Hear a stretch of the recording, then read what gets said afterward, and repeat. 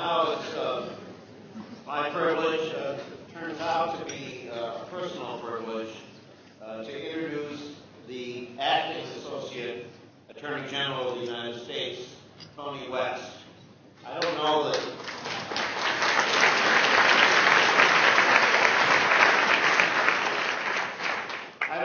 that Caroline knew in asking me to do this, that there's a lot of personal connection. First, though, I want to say that there is news about Tony West's nomination to be the Associate Attorney General. The acting is one step closer to being removed from his title. The Judiciary Committee reported his nomination to the Senate floor yesterday, which is great news.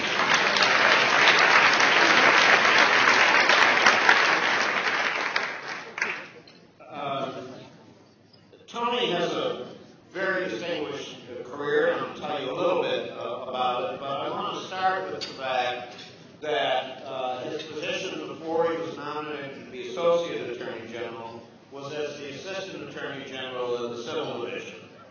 And it was my privilege to work for the Assistant Attorney General of the Civil Division when Robert Kennedy was the Attorney General. So that when Tony took that job and I went over to see him on an occasion, it was an absolutely marvelous feeling to walk back through the third floor of the main justice and into that same office where I had worked. And that was a very special thing. He worked in the Clinton administration in the Justice Department. I now find out, I did not know, as Special Assistant to the Deputy Attorney General, who was my very dear friend Phil Hyman, many of you know, professor at Harvard Law School, so the plot kind of thickens. Very dear to my heart is the fact that Tony has chosen to have a framed picture of Robert Kennedy installed on his wall adjacent to his desk at the Justice Department. So, as many of you know, I worked for Robert Kennedy in the Senate for 4 years, and it's very special to me, Tony, that, as I told you, that you have chosen to have that photograph there. Tony has a wonderful history, a bio that is, I know, we're going to add to it. I hope maybe we'll get him back into ACS, among other things, after he's out of the government. But after working in the Justice Department and the Clinton administration, he was an assistant U.S. attorney in California and an assistant attorney general of the state of California and a lawyer litigator at Morrison Forster before coming back to the Justice Department this time. And many of you know, but others may not, that he married into a pretty terrific family, too. His wife, Maya, is the Senior Vice President of the Ford Foundation. His sister-in-law is the Attorney General of California. So, Tony, that's kind of not just a power couple, but a power trio. Tony it's just really very special to have you here to join us this afternoon, and I want to present to all of you the about to be Associate Attorney General of the United States, Tony West.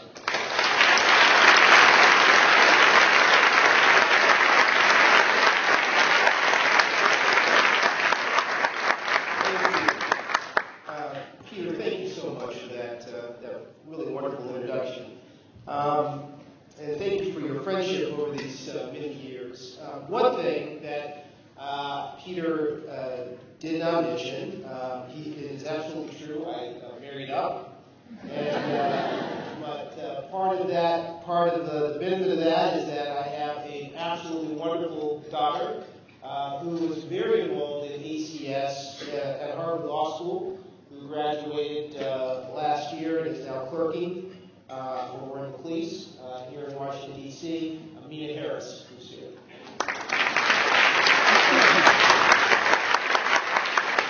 And it's really a pleasure to be with you. I don't know what short straw I drew to follow Justice Stevens, but I have to say it is an honor to follow him to this podium. Someone whose career I think really exemplifies two statues. If you come to the Department of Justice in the Great Hall, you'll find there is one that represents the majesty of the law, the other which represents law in the service of justice. I think his career exemplifies both of those quite well. And it's an idea that I know this organization, ACS, strives to make real in the work that you do in law schools around this country, with law students, with law lawyers and policymakers and opinion makers across this country. I can tell you that as the third ranking official at the Department of Justice, one who oversees the Civil Rights Division, one who oversees Office of Justice Programs, and Access to Justice, among others, I am grateful for your commitment, and I'm honored by your invitation to be here with you today. This year is one in which we commemorate several important milestones in our continuing collective story to become a more perfect union. If the arc of history bends towards justice, and I do believe it does, then it bends not by its own weight, but by the hands of those who dare to reach. And often, more than not, those hands are among the most humble. Earlier this year, we marked the 50th anniversary of the courageous march that John Lewis and so many others made across the Edmund-Pettus Bridge, only to be greeted on the other side by state-sanctioned brutality. 50 years ago, this week, Alabama Governor George Wallace stood in the doorway of the University of Alabama in an ultimately futile attempt to block the integration of that university by two 20-year-old African-American college students, James Hood and Vivian Malone. Ms. Malone, who, in an irony of history, became the sister-in-law of the nation's first black attorney general. And this week also marked 50 years since Medgar Evers, a 37-year-old NAACP field secretary, organizing the effort to overturn Jim Crow in his home state of Mississippi, 50 years since he was shot in his driveway and died on his front steps. This year also marks a half-century since Clarence Gideon, a man described as a drifter, as a petty thief, won his case in the Supreme Court, which established the principle that our Constitution guarantees defendants in criminal cases the right to the assistance of counsel, regardless of whether that person can afford an attorney. Now, you ask just about anyone in this country, anyone who has ever seen a legal drama on television, whether or not they've got a right to an attorney, and they will tell you, yes, they have a right to an attorney, even if they can't afford one. This idea is so ingrained in our national DNA, it is so unremarkable to our contemporary ear that many think its existence was inevitable and is universal. And yet we know that for too many Americans who are poor, neither is true. We know that for too many of our fellow citizens, to paraphrase President Kennedy, this nation, for all its hopes and all its boasts, has yet to fulfill the promise of Gideon's Supreme Court victory. 50 years later, in states and counties across this country, indigent defense providers labor under the weight of insufficient resources, crushing caseloads, and inadequate oversight. 50 years later, the vast majority of small county-based public defender's offices don't have a single full-time investigator. And 50 years later, when resources are allocated to the criminal justice system, we know that indigent defense is too often left behind. In the federal system, budget cuts and sequestration have caused federal defenders to be laid off, furloughed, and left with the responsibility of providing effective representation without funds for experts, interpreters, and court transcripts. The situation is so dire that one federal judge has openly contemplated simply dismissing criminal immigration cases to mitigate the effects of public defender layoffs in his district. In New York, federal defenders requested a delay the trial of Osama bin Laden's son-in-law because the federal defenders on that case are required to take furloughs. And in Boston, federal defenders handling the Boston Marathon bombing case, are facing 3 weeks of unpaid leave.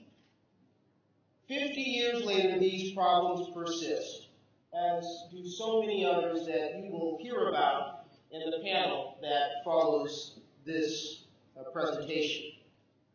And yet, as serious as these challenges are, we cannot allow them to dampen our resolve when it comes to supporting indigent defense work because, as Attorney General Eric Holder so often says, fulfilling Gideon's legacy and ensuring that millions of Americans have access to the legal services to which they are constitutionally entitled, these are neither optional nor charitable propositions.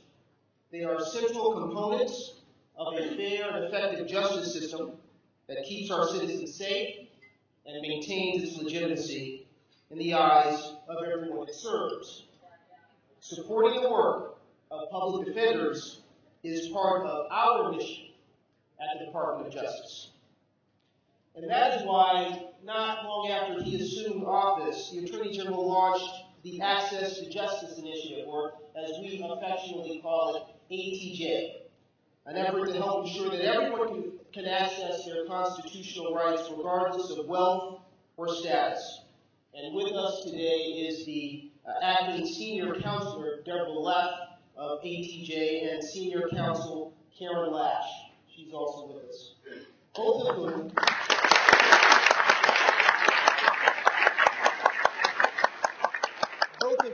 have been tireless advocates for strengthening indigent defense and who have been singly committed to the work of this initiative.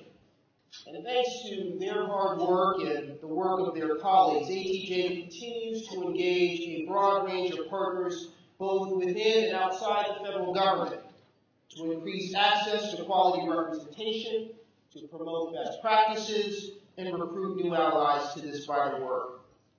And ATJ is just one part of what may be the Justice Department's most significant and sustained commitment to indigent defense since Robert Kennedy was Attorney General. Under Eric Holder's leadership, we have, over the past 4 years, committed more than $24 million in grants, initiatives, and assistance to support indigent defense work throughout this country.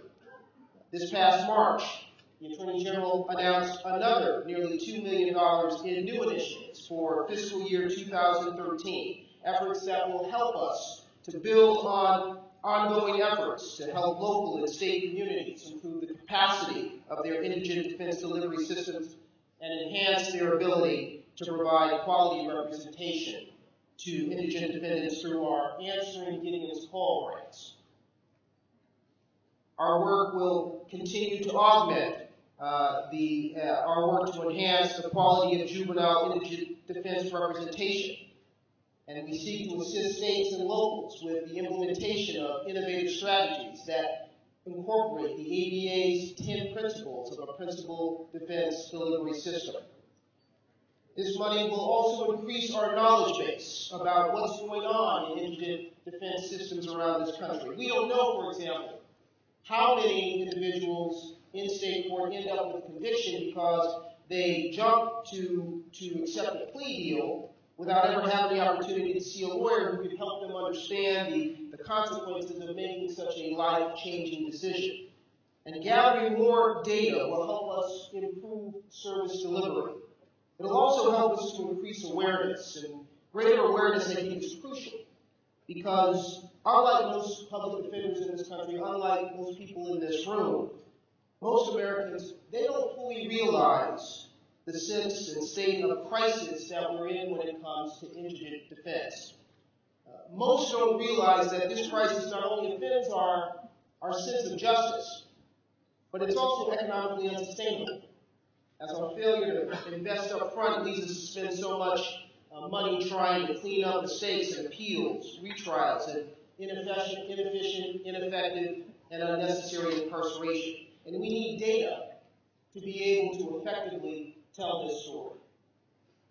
The commitment that the Department of Justice has made, I think, is also evident in the leadership personnel decisions that Attorney General Holder has made. For instance, I'm proud that one of our new additions to the Department of Justice is Bob Listenby, someone who now leads the Office of Juvenile Justice and Delinquency Prevention as administrator. Bob, as many of you know, was a trial lawyer at the Defender Association of Philadelphia and served as chief of its juvenile unit. So you know that when the issue of juvenile access to counsel comes up, Bob is going to ensure that it gets close attention at the Department of Justice. And yet, even though I believe our commitment is significant, our commitment to indigent defense is real, we know that it's not enough.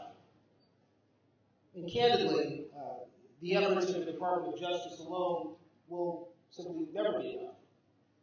We know that the need is simply greater than that. We know that a fundamental impediment that cripples indigent defense systems throughout this country is the lack of adequate resources.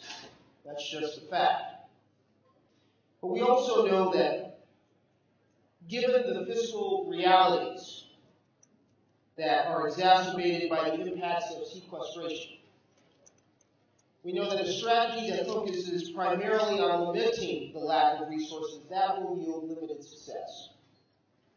So we must be creative in our approach. We must seek opportunities to recalibrate the machinery of our criminal justice system in ways that will allow us to enhance indigent defense, and while yes, continuing to highlight the need for greater resources, recognize that there are worthwhile strategies apart from funding that we can and we must pursue to help us fulfill Gideon's promise. And let me share with you briefly 4 possible strategies. First, I think we must redouble our efforts to collaborate.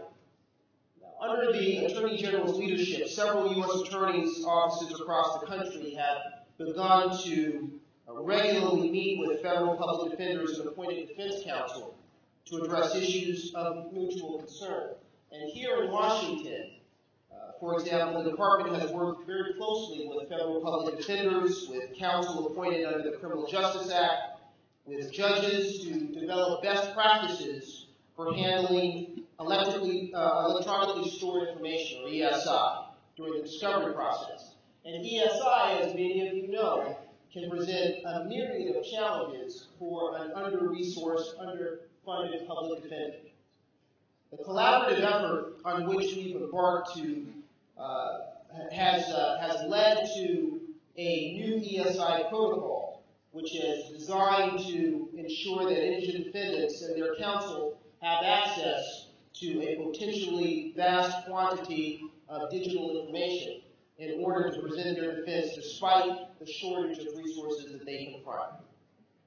Collaborations like this are collaborations that we have to expand, such as through, as well as others, such as joint defense and prosecution training opportunities. And we also have to engage our state prosecution, defense, and judiciary counterparts, especially in rural areas. We can, where we can, we should share and replicate those collaborative solutions that we find are working, and we should encourage such collaboration at the state and county level through the appropriate use of our litigation tools and authorities at the Department of Justice. Second, we must augment efforts to integrate the indigent defense community in those critical decisions that allocate justice assistance grants, or JAG grants, and other criminal justice funds. See, we know from a 2012 GAO report that JAG grantees with indigent defense representatives as part of the fund allocation decision-making process, they were more likely to receive funding in indigent defense than those JAG grantees that did not include indigent defense representatives in their decision-making process. So at the Department of Justice, we're continuing to work to promote the increased representation of indigent defense community representatives by requiring JAG applicants to identify the stakeholders they are including in their strategic planning process. Third, we have to continue to consult. The Attorney General has repeatedly met with members of the Indigent Defense Bar, and will do so again at the end of this month. And later this month, I'll also sit down with representatives from the indigent defense community, along with Carol Mason, who is the new Assistant Attorney General for the Office of Justice Program. We need to continue to hear from folks who are working in the field day in and day out as to how we can continue to make progress along this road. Consultation also means listening to indigent defense clients to help us better understand how to meet their needs, which is why I think it's important that some of the money we're spending to gather data about our indigent defense systems, it'll be used to better understand the client population, especially juveniles and those who suffer from mental illness, so that we can do a better job at meeting their needs as well. And finally, while we continue to examine our own enforcement authorities, we need to continue to look for opportunities to help ensure that the right to counsel is being upheld. Last December, for example, the Department, for the first time, used its authority under 42 U.S.C. Section 14141 to address constitutional violations in a juvenile justice system. Our Civil Rights Division entered into a groundbreaking agreement with the Juvenile Court of Memphis and Shelby County, Tennessee, that required the Shelby County Public Defender's Office to establish a dedicated juvenile defender unit in the Public Defender's Office that would be independent of the court and have the structure and resources necessary to provide independent, ethical, and zealous representation for children. And we're not stopping with Shelby County.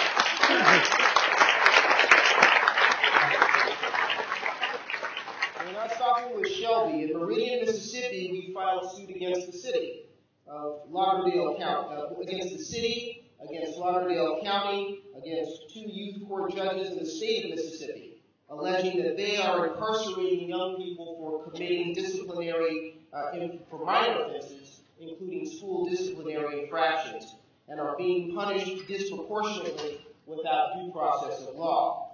Among other things, our investigation found that children were making admissions to formal charges without being advised of their rights, without making an informed waiver of those rights, and that Lauderdale County does not consistently afford children meaningful opportunity or meaningful representation by an attorney during the juvenile justice process. So these efforts, I think, are important, but of course, even these efforts by themselves will not be enough. There are important steps that will help us fix our broken indigent defense system in this country. One of the best films that I have seen this year is called Gideon's Army. Have any of you seen that film? If you haven't seen it, you should see it. It chronicles the commitment and perseverance of public defenders who are trying to bring just some shred of justice to individuals who are caught in this broken system. Their dogged persistence, I think, is an inspiration. It's public service at its best. And it reminds, I think, the rest of us that while these challenges are real, these challenges are hard, and even though everything that we do, even today, will not be a panacea that fully meets all of the challenges, we cannot give up. When you think about where Gideon's petition, his handwritten petition that he wrote to the Supreme Court, where it rests today, in the National Archives, along with the Declaration of Independence and the Bill of Rights and the Emancipation Proclamation. And I think if our American experience teaches us anything, it's that the struggle to make real those aspirational promises that are in those documents, that is an ongoing struggle and an ongoing process. That justice is as much a journey as it is a destination. It is as much a process as it is an outcome. And I think that so much of our work requires us to pay equal attention to both of those. So thank you for having me, and thank you for your commitment and the work that you do every day to help make real our constitutional promises.